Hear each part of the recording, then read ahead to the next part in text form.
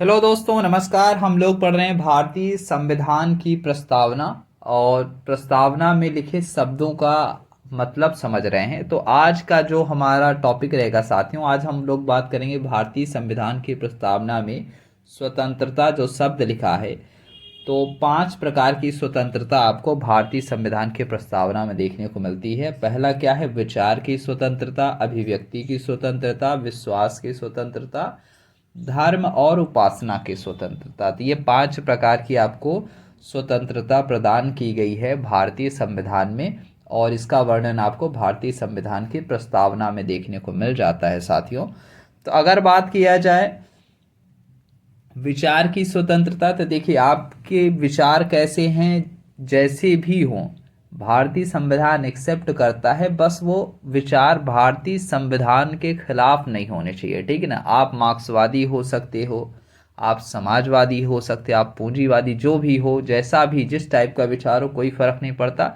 लेकिन भारतीय संविधान में जो वर्णित है उससे अलग नहीं होना चाहिए ना। भारतीय संविधान में जो भी स्वतंत्रता की सीमाएं लिखी गई हैं, अगर आप उससे अलग विचार रखते हो तो बिल्कुल फिर आपकी ये स्वतंत्रता, जो विचार की स्वतंत्रता है, एक्सेप्ट नहीं होगी, ठीक है। तो आपके विचार की स्वतंत्रता तभी तक एक्सेप्ट है जब तक वो भारतीय संविधान की जो सीमा है उसके तहत आती है, ठीक। सभी लिमिटेशन के तहत आ रही है तो एक्सेप्टेबल है, इतना याद रखिएगा।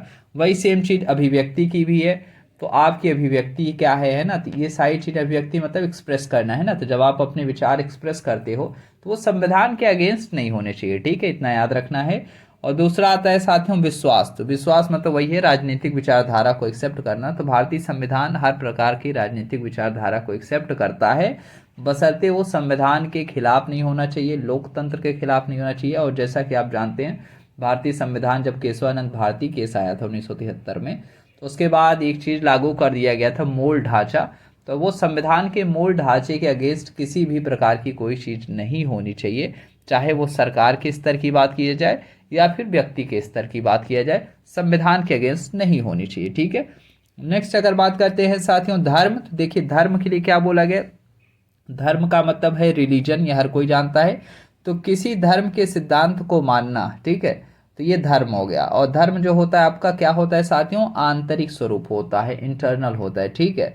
और वही जब आप वर्शिप करते हो, पूजा का रूप लेता है, जब ये उपासना बनता है, तो ये क्या हो जाता है, धर्म की जो पूजा पद्धति है वो उपासना में आपको देखने को मिलती है, वर्शिप में देखने को मिलती है। जैसे हिंदुइज्म में आप देखेंगे तो लोग मंदिर में जाएंगे, पूजा पाठ करेंगे, है ना।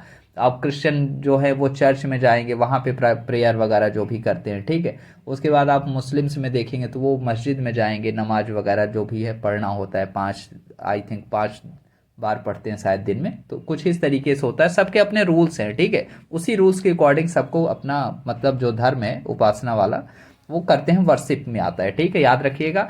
तो जो आपका भारतीय संविधान है ये सारी चीज़ें एक्सेप्ट करता है, ठीक है। धर्म की स्वतंत्रता आपको देता है, उपासना की स्वतंत्रता देता है, ठीक है, इतना याद रखना है। तो इसमें क्या पता चला आपको साथियों कि जो हमें स्वतंत्रता मिली है वो 5 प्रकार की मिली है। कौन कौन सी? तो याद रखिएगा, विचार की स्वतंत्रता है, अभिव्यक्ति की स्वतंत्रता है, विश्वास की स्वतंत्रता है, धर्म की स्वतंत्रता है, साथ ही साथ उपासना की स्वतंत्रता, आप किसकी पूजा करते हो इस बात की भी आपको स्वतंत्रता मिली है, ठीक है। लेकिन एक चीज़ जो है खास बात आपको याद रखनी है कि ये सभी की सभी चीज़ें क्या हैं, संविधान की सीमा में ही हैं, ठीक है ना। आप संविधान से परे होकर इनमें से आप कोई भी एक चीज़ नहीं कर सकते हो, ठीक है। तो जो भी आप करोगे संविधान के तहत ही करोगे, ठीक है। जो संविधान में जितनी लिमिटेशन लिखी गई है उसके भीतर आप फॉलो करिए, ठीक है। और देखिए कोई भी चीज़ अगर दी जाती तो इसमें देखा जाता है कि व्यक्ति का विकास हो रहा है कि नहीं। व्यक्ति के विकास के अवसर को प्रदान करने के लिए आपको ये स्वतंत्रताएं दी गई हैं ताकि अपना व्यक्ति विकास कर पाए, ठीक है।